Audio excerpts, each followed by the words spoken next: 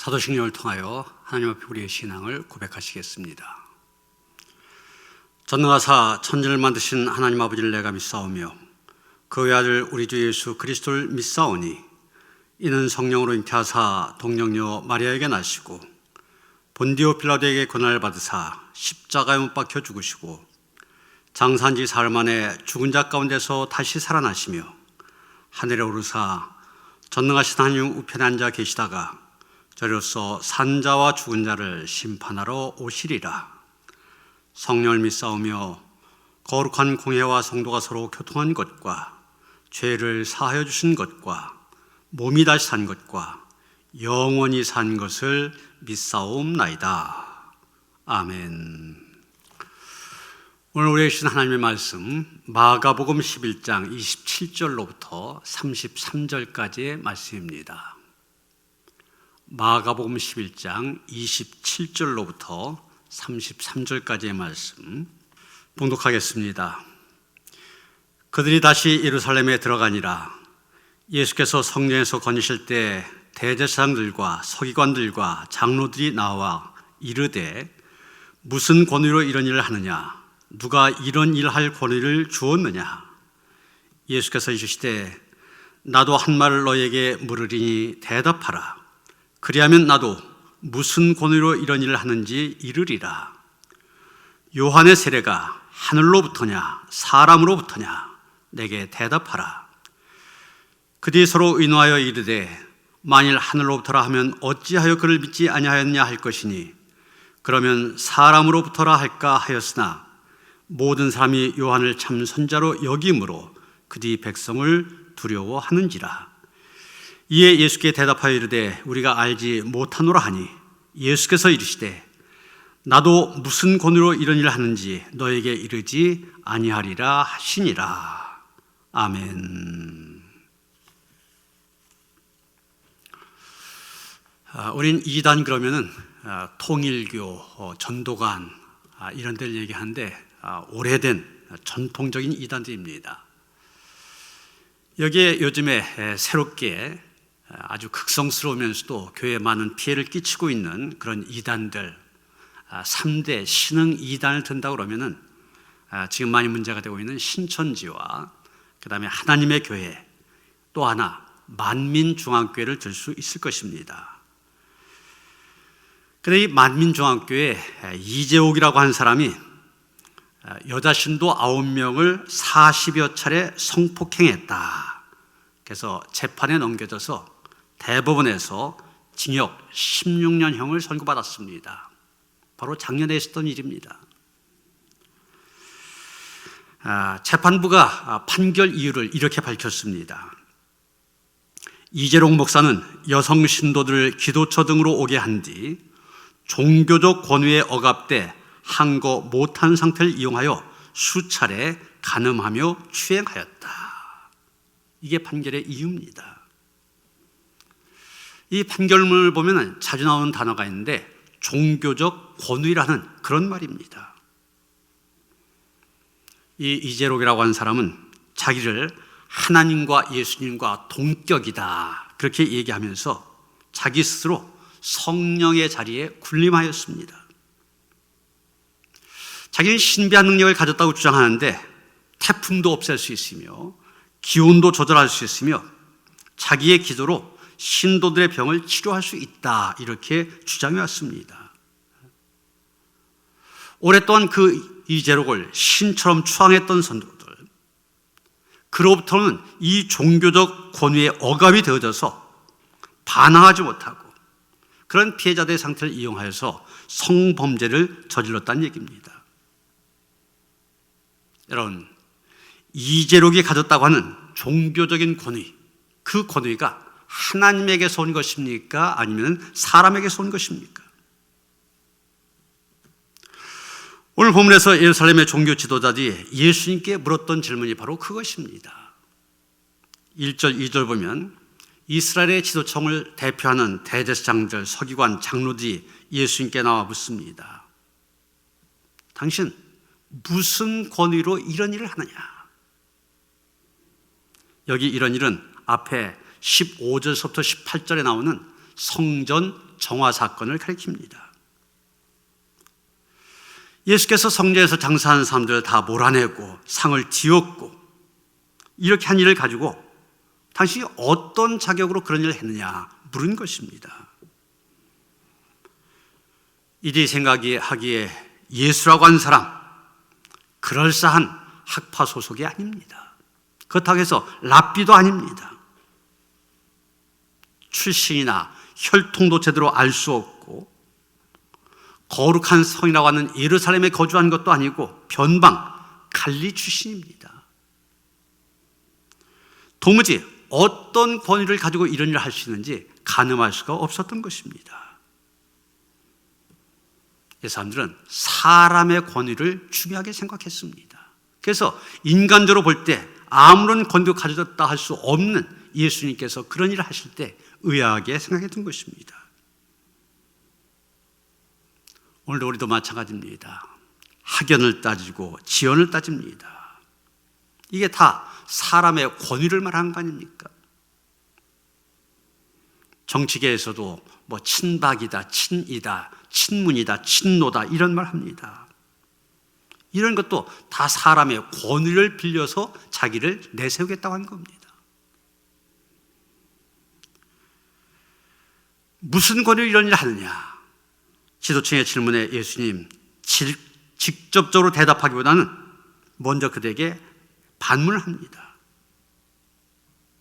당신들 그런 질문하는데 그렇다면 내가 또 물어보자. 세례 요한이 무슨 근거로 이스라엘 백성들에게 세례를 베풀었느냐? 오히려 그것에 대해서 대답하라고 그럽니다.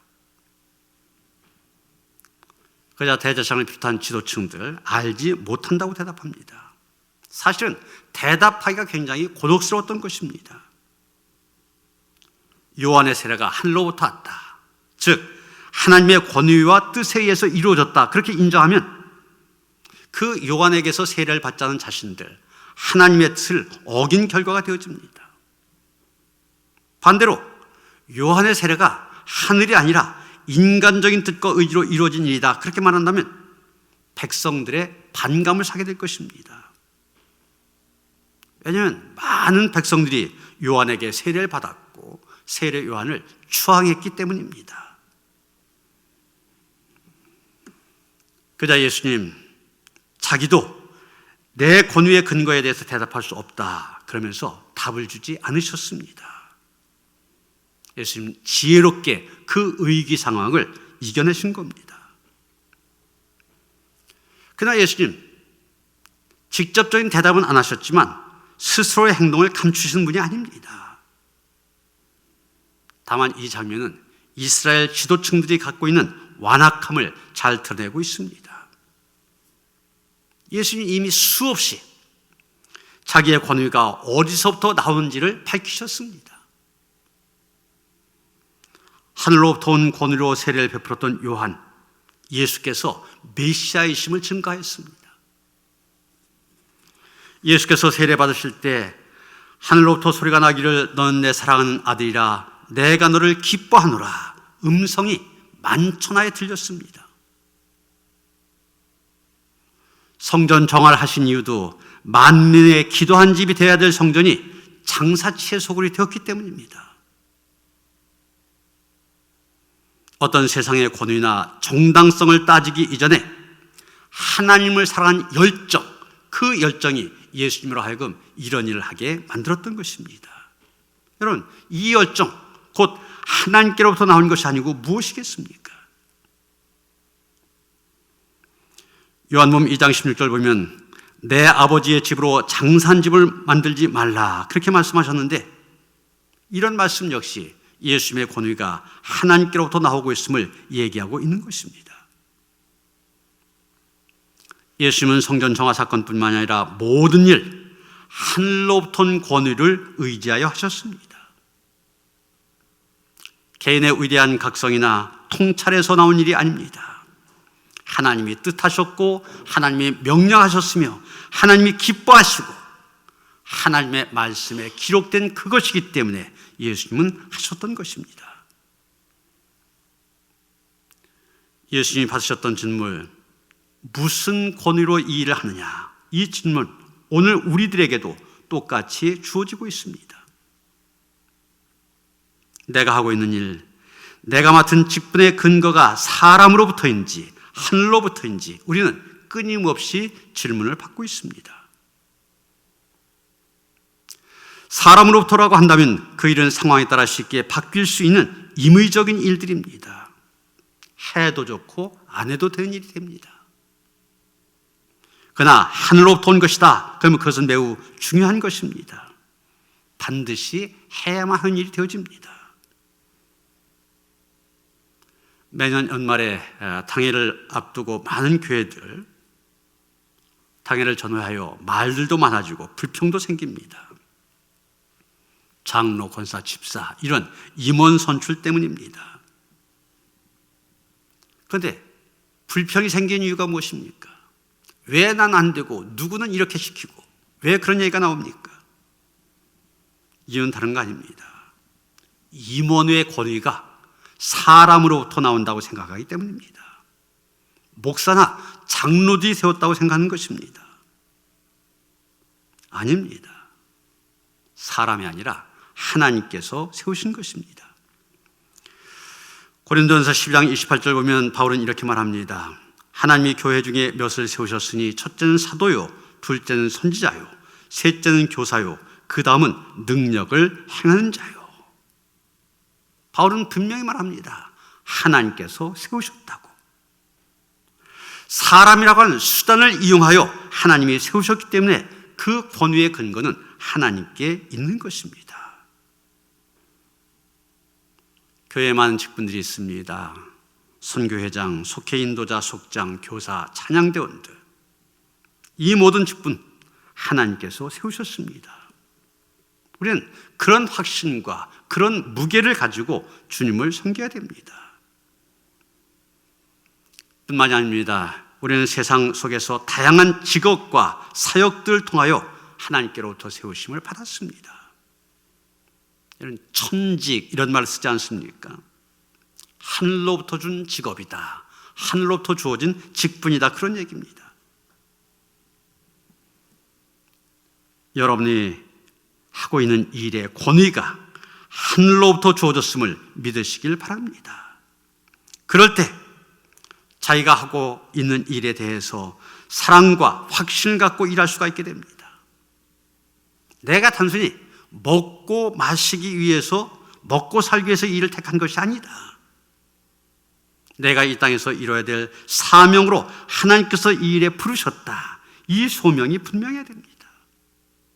우리의 직업도 단순한 직업이 아니라 소명, 하나님께서 주신 사명으로 받아들여야 됩니다.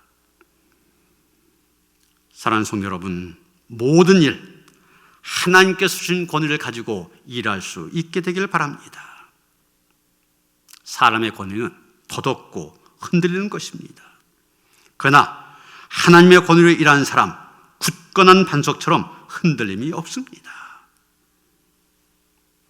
이 사순절 더 하나님의 말씀을 듣고 더 힘써 기도한 가운데 우리의 눈과 귀가 열려져서 하나님의 뜻이 무엇인지 판단하고 깨닫고 그 뜻 앞에 온전한 순종으로 나가는 그런 성도들 되어주시기를 주님의 이름으로 축원합니다. 하나님, 우리가 이 교회에서 맡은 직분들, 또 우리가 세상 속에서 행하는 모든 일들 하나님께서 주신 권위로 하는 일인 줄 믿습니다.